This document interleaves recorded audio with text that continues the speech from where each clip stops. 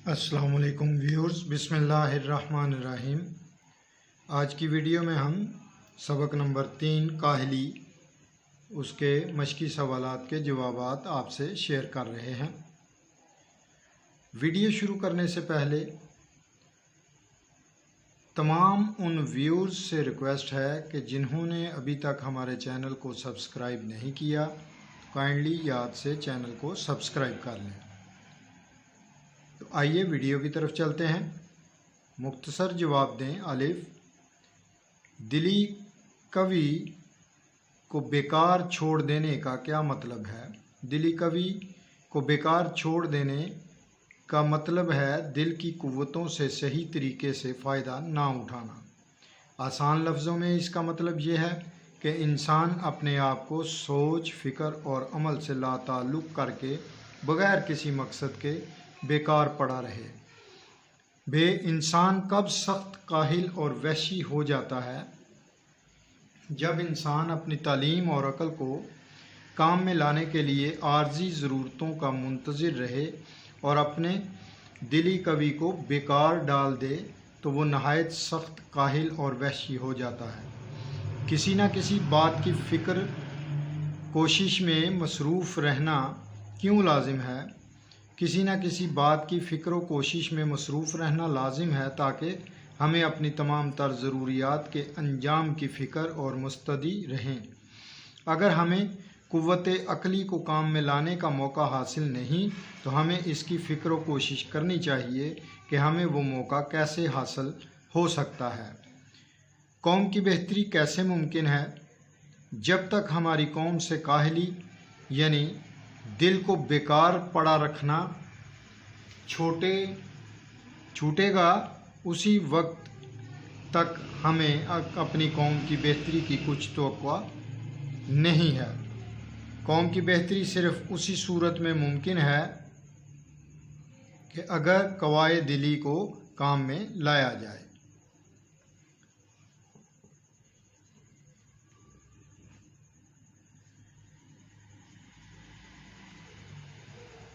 सबक काहली के मतन को मद्देनज़र रख कर दुरुस्त जवाब की निशानदेही टिक से करें। अलिफ, रोटी पैदा करने के लिए नहायत ज़रूरी है। इसमें दुरुस्त जवाब है मेहनत। बेजुज़ है, लोग बहुत कम काहिल होते हैं। इसमें दुरुस्त जवाब है रोज़ाना मेहनत करने वाले। जीम, हर एक इंसान पर लाजिम है।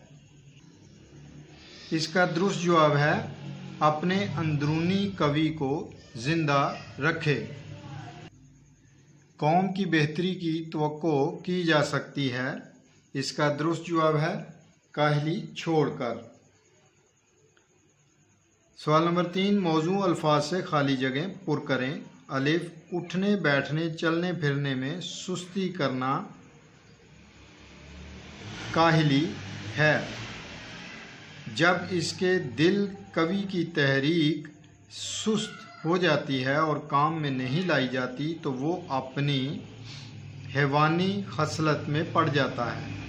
हमारे मुल्क में जो हमको अपने कवाए दिली और क़ुव्वत अक़ली को काम में लाने के मौके नहीं रहा है, इसका भी सबब यही है कि हमने काहली इख्तियार की है।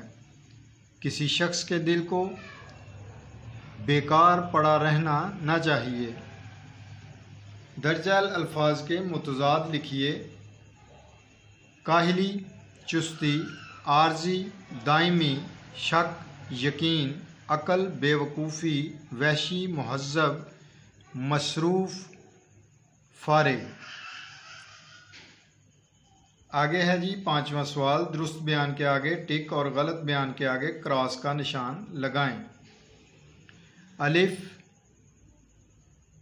दिली कवि को बेकार छोड़ देना सबसे बड़ी काहली है। दुरुस्त, हाथ पाँव की मेहनत औकात बसर करने और रोटी कमाकर खाने के लिए ज़रूरी नहीं। गलत, ये सच नहीं है कि लोग पढ़ते हैं और पढ़ने में तरक्की भी करते हैं। गलत, काहली एक ऐसा लफ्ज़ है जिसके मायने समझने में लोग गलती करते हैं। दुरुस्त, आराब लगाकर दुरुस्त लफ्ज़ वाज़े करें।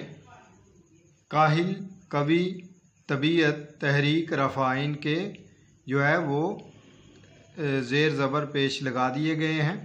آگے ہے سوال نمبر 7۔ سر سید نے اس مضمون میں 2 طرح کی کاہلی میں فرق کیا ہے، ایک وہ جو ہاتھ پاؤں سے محنت نہ کرنے کا نام ہے، اور دوسری وہ کاہلی جس میں انسان کے دلی کبھی بیکاری میں پڑ جاتے ہیں۔ سر سید دوسری کاہلی کو بری کاہلی قرار دیتے ہیں۔ غور کر کے بتائیں کہ دلی کبھی کی بیکاری کا کیا مطلب ہے، اور انسان کیسے دلی کبھی کی بیکاری کے بعد حیوان اور وحشی ہو جاتا ہے۔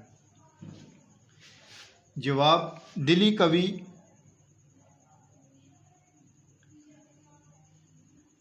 کی بیکاری کا مطلب ہے کہ انسان غور و فکر اور عقل و سمجھ کو چھوڑ دے اور اپنی صلاحیتوں اور اہلیتوں سے بھرپور طریقے سے فائدہ نہ اٹھائے۔ دلی کبھی کو اگر بیکار رہنے دیں تو انسان کے عام شوق وحشیانہ باتوں کی طرف مائل ہوتے جائیں گے، مزیدار کھانا اس کو پسند ہوگا، قمار بازی اور تماش بینی کا عادی ہوگا، اس طرح رفتہ رفتہ وہ حیوان اور وحشی ہوتا جائے گا۔ اس میں اور ایک جانور میں کوئی فرق باقی نہیں رہے گا۔ سوال نمبر 8۔ قوت عقلی وہ انسانی صلاحیت ہے جو ہر شے، ہر مشکل، ہر مسئلے کو سمجھنے اور سلجھانے کا قابل اعتماد ذریعہ ہے۔ کسی ایسے مسئلے کی نشاندہی کریں جسے آپ نے اپنی عقل کی مدد سے سلجھایا ہو۔ جواب: مجھے کتب بینی کا بہت شوق ہے۔ ہم نصابی سرگرمیوں میں حصہ لینے کے لیے مجھے اکثر مختلف کتابوں کی ضرورت رہتی ہے۔ نئی کتابیں خریدنے کے لیے میرے پاس اتنے پیسے نہیں ہوتے۔ میں نے اپنی عقل کی مدد سے اس مسئلے کا حل لائبریری کی ممبرشپ حاصل کر کے نکال لیا ہے۔ اب میں پڑھنے کے لیے بہترین اور قیمتی کتابیں بلا معاوضہ اور آسانی سے حاصل کر لیتا ہوں۔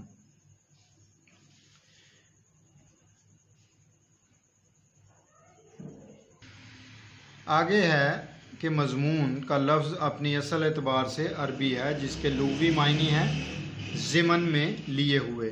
کسی مقررہ موضوع پر اپنے خیالات، جذبات، تاثرات کا تحریری اظہار مضمون کہلاتا ہے۔ دنیا کے ہر معاملے، مسئلے یا موضوع پر مضمون قلم بند کیا جا سکتا ہے۔ مضمون کی خاص ترتیب ہوتی ہے۔ سب سے پہلے موضوع کا تعارف کروایا جاتا ہے، پھر اس کی حمایت یا مخالفت میں دلائل دیے جاتے ہیں، بحث کی جاتی ہے اور آخر میں اس بحث کا نتیجہ پیش کیا جاتا ہے۔ اپنا خیال رکھیے گا۔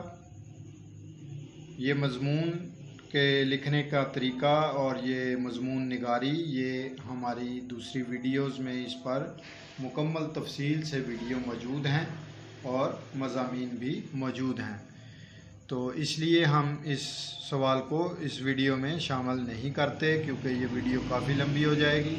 تو اپنا خیال رکھیے گا۔ انشاءاللہ تعالی نیکسٹ ویڈیو میں ملیں گے۔ اللہ حافظ۔